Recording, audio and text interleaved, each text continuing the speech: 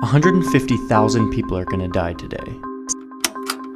And one of the brutally unfair realities of life is that where you were born can dramatically change how and at what age you die. There's a really fascinating measurement called years of life lost, which measures how many years shy of the realistic maximum life expectancy people die. So if a person can hope to live to age 86 but then dies in a car accident at age 21, those 65 years are considered lost years of life due to car accidents. It's basically a way to measure why people are dying early. Hundreds of researchers from around the world collaborated to collect and analyze that data for each country, and the result is this map. It shows the leading cause of early death in each country for 2013. Look at Africa.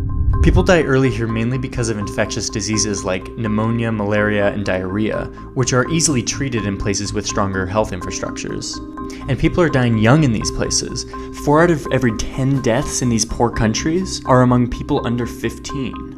Meanwhile, in Saudi Arabia,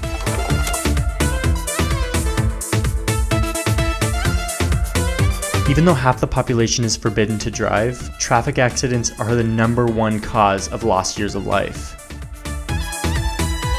There's a trend among young guys who see how crazy they can get on the road.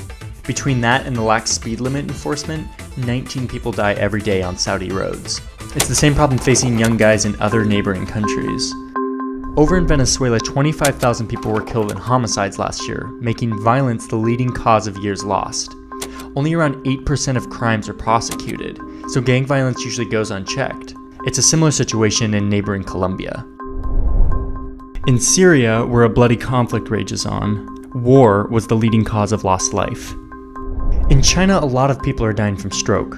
This is actually an indicator of a major transition in the region. As the economy in China has industrialized and surged over the past 3 decades, infectious diseases like the ones we saw in Africa dropped dramatically due to better health infrastructure. But a stronger economy means eating more fat and sugar, moving less, and breathing a lot more air pollution. Plus, they're living longer. All of these factors increase the likelihood of stroke. Then there's the wealthier countries, where heart disease is the #1 cause of early death. Strangely, it's actually the sign of the privilege of old age, since heart disease is generally considered an age-related disease. See, in poor countries, the biggest threat is diseases that kill people early on in life. But in rich countries, death typically comes after a much longer life, even if it's earlier than the life expectancy.